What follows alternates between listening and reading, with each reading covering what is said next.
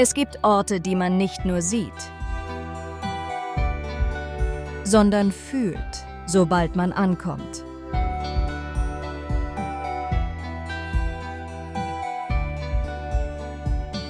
El Paraíso Verde ist so ein Platz. Ein Ort, der aus einer Vision geboren wurde. Mit über 14 Quadratkilometern Natur, Lebensfreude und Gestaltungskraft. Viele träumen davon, ihr Leben neu zu gestalten.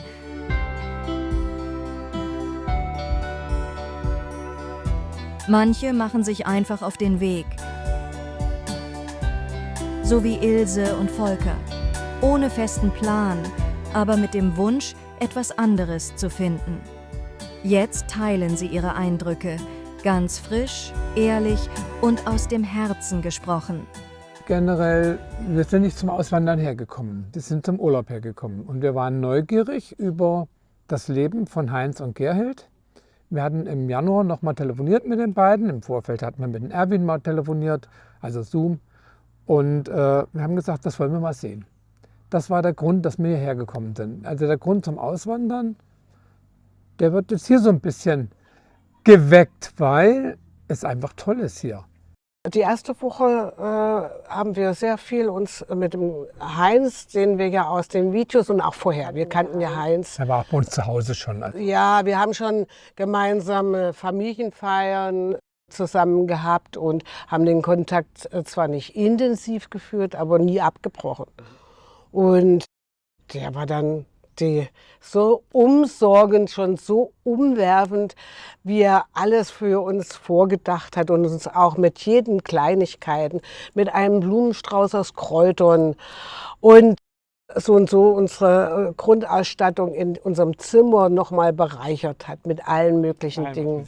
Ich habe zu meinem Mann gesagt, hättest du an diese vielen Kleinigkeiten, Geschirrtuch, etc. gedacht. Ja, es ist ja nicht nur, dass man ein Glas vielleicht bräuchte. Und ja, und dann hat der Heinz natürlich auch uns immer wieder mit Einladungen oder Informationen überrascht und auch hier ankommen lassen.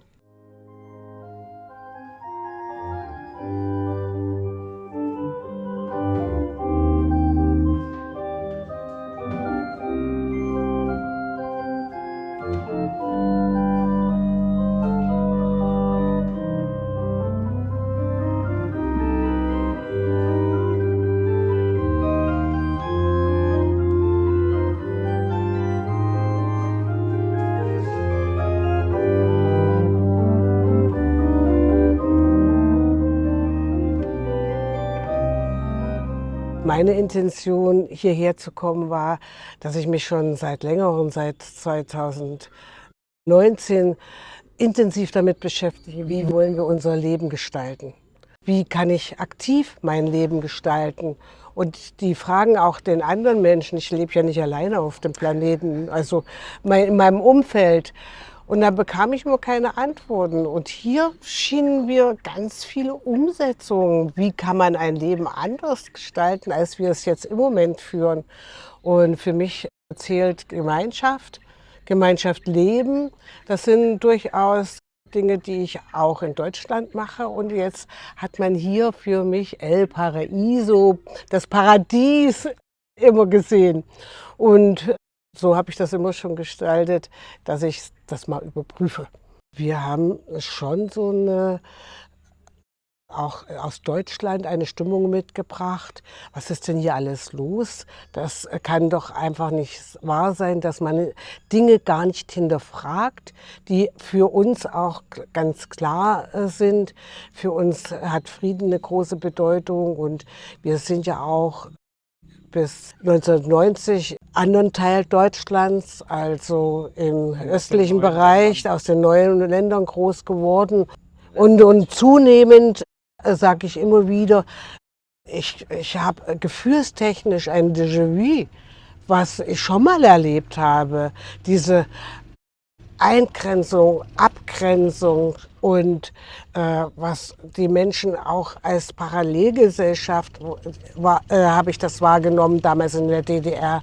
Und wir haben jetzt wieder so eine Gesellschaft, die sich sowas trennt anstatt vereint. Und diese Spaltung macht mir Angst. Nein, macht mir keine Angst. Ich sage nicht Angst, aber das will ich nicht.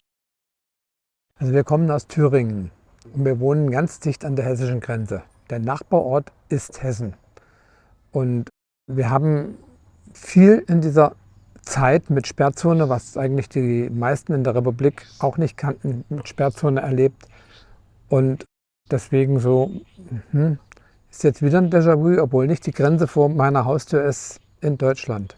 Es werden ganz viele Mauern und Grenzen gerade gezogen und das ist natürlich jetzt nochmal in der Zeit, wo wir weg sind, mit den Geschehnissen der letzten Wochen und Monate zurückblickend, wie normal es wird, über Krieg zu sprechen. Ja, und auch gar nicht mehr wehrtüchtig, sondern kriegstüchtig. Ich denke, ich höre dieses Vokabular nicht. Wir sprechen ganz normal über Sondervermögen und es sind Schulden. Was ist denn? Es wird dann irgendwann im zweiten Satz auch sich korrigiert, aber es wird suggeriert, als wenn dieses alles Normalität werden sollte in unserem Leben. Und diese Normalität, die kann ich mir auch nicht wirklich gut vorstellen. Und mit Ängsten immer nur zu regieren, von einer Angst in die andere geschubbt zu werden, ist jetzt nicht mein eigenes Thema, aber spüre ich eben rundherum. Und das ist keine Energie, in der ich mir vielleicht ein Leben vorstellen kann. Und als Einsiedler möchte ich ja auch nicht leben. Das sind zwei ganz große Kriterien, wo die Bevölkerung mitgehalten wird. Angst und Mangel. Und dieser permanente Mangel, obwohl wir in der Fülle leben und auch jetzt muss ich feststellen, dass man sich gar nicht mehr Fülle vorstellen kann, obwohl man in der Fülle lebt. Ja, das ist so mein persönliches Thema. Ich komme ja beruflich aus dem beratenden Beruf. Steuern und Geld sind meine Themen, die ich als Beruf, als Steuerberater gemacht habe. Aber in diesem Themenbereich gibt es so vieles, was nicht wirklich richtig mehr dargestellt und ausgesprochen wird und uns wirklich vollkommen falsche Bilder gezeichnet werden, mit denen ich nicht mehr einverstanden sein.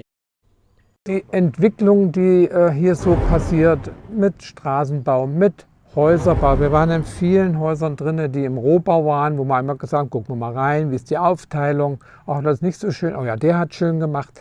Nach unserem Geschmack natürlich. Wir haben uns mal ein Haus angeschaut, was zum Verkauf steht. Es ist hochinteressant und überall, wenn man so noch an ein Grundstück vorbeigeht, da ruft winkt noch mal jemand, kommt man noch ins Gespräch.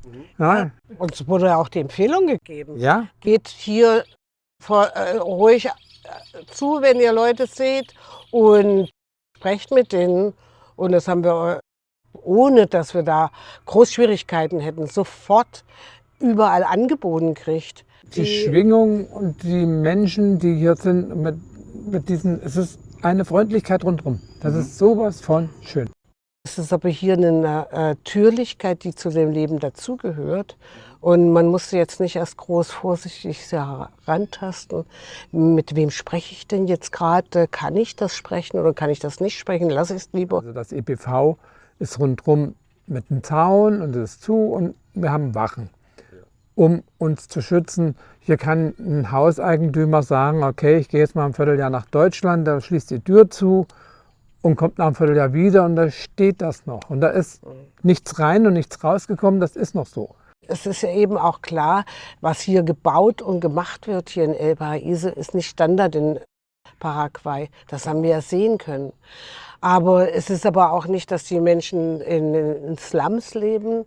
Die Nachbarstadt ist Casabá ist für uns sehr beeindruckend gewesen, wie sauber und im Prinzip expandierend diese Stadt ist und absolut freundlich. Und dass dann nicht nur die eine Sorte wohnt, sondern auch die andere Sorte.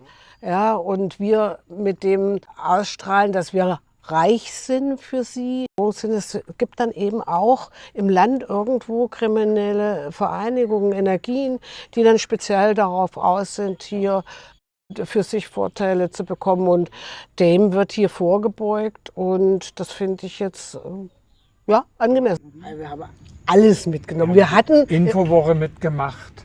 vorher schon, haben wir fast alles, was die Infowoche geboten hat, schon mal in Kleinformat uns angeschaut. Ich war schon im Urwald in jeder Ecke und dann bei der Infowoche machen wir da auch nochmal zusammen. Natürlich dann mehr Erklärung.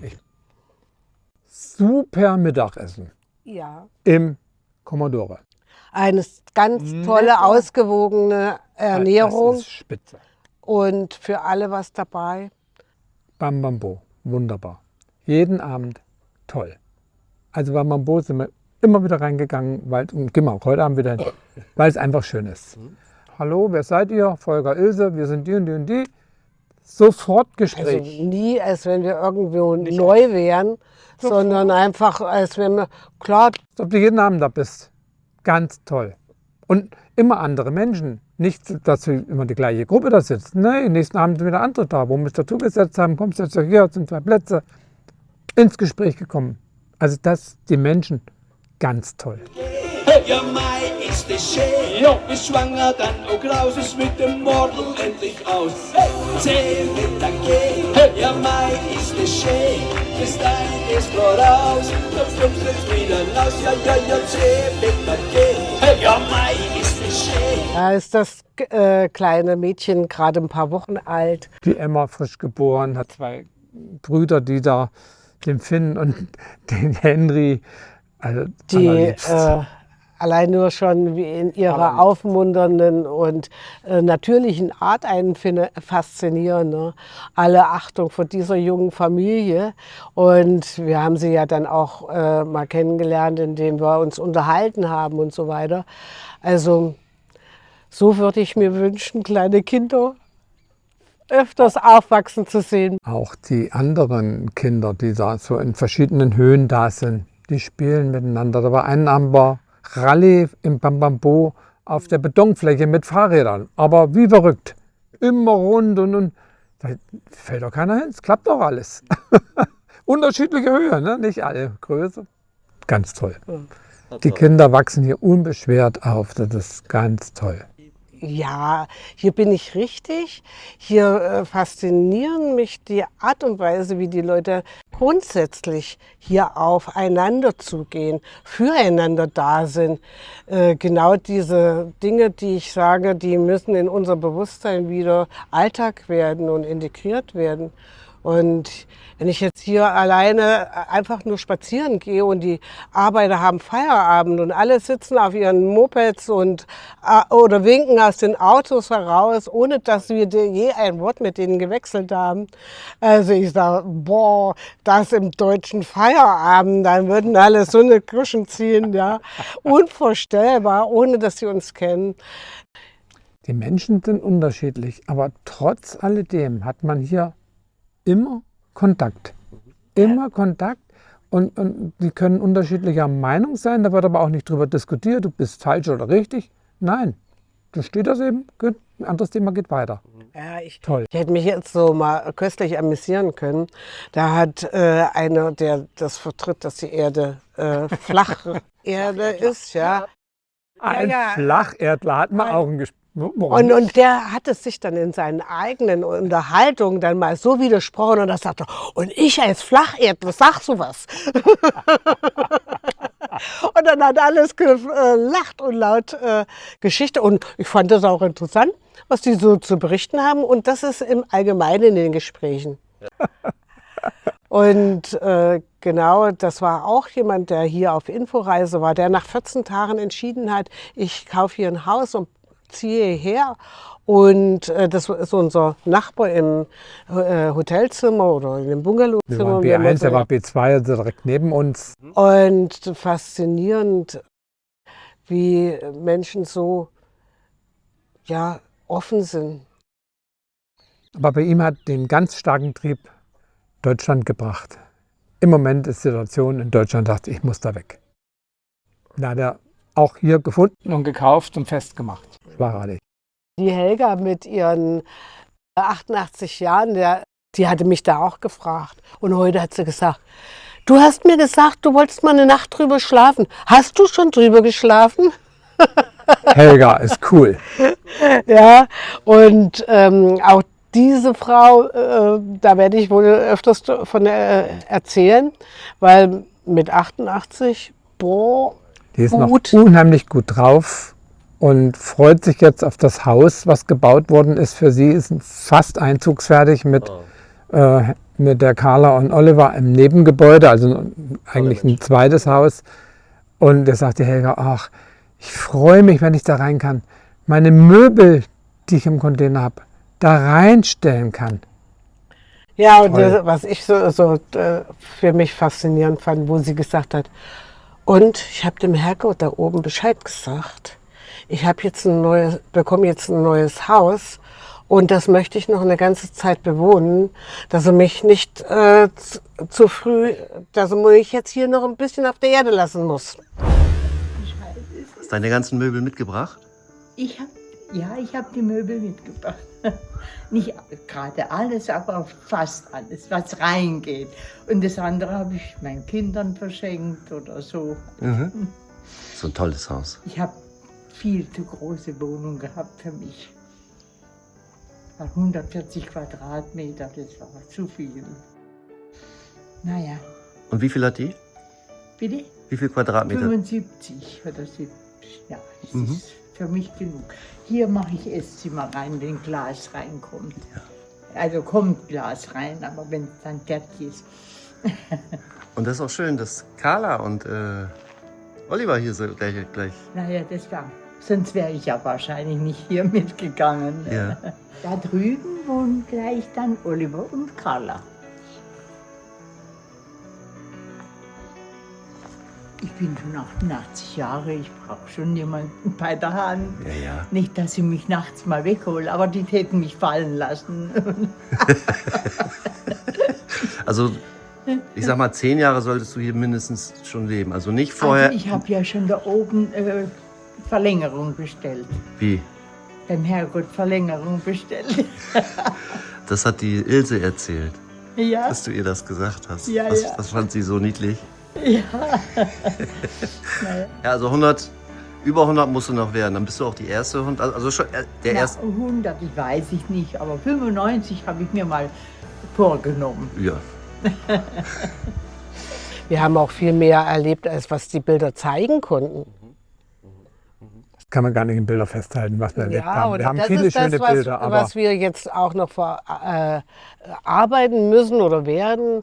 Und jeder muss seine Entscheidung selber dafür treffen. Wir werden auf jeden Fall unseren Freunden, die jetzt schon warten, was wir zu berichten haben, viel Spannendes und viel Neugier verbreiten.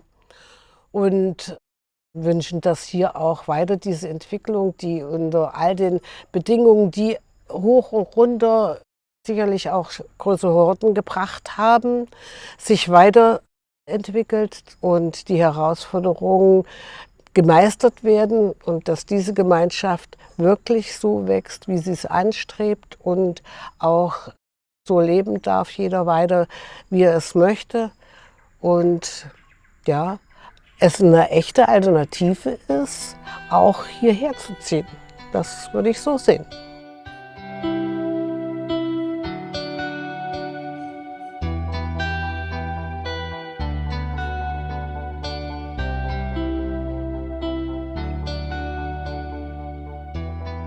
Zehn neue Wege führen ins El Paraíso Verde. Ob für eine Woche, einen Monat oder für immer. Du bestimmst den Rhythmus. Wir bieten dir die Möglichkeiten.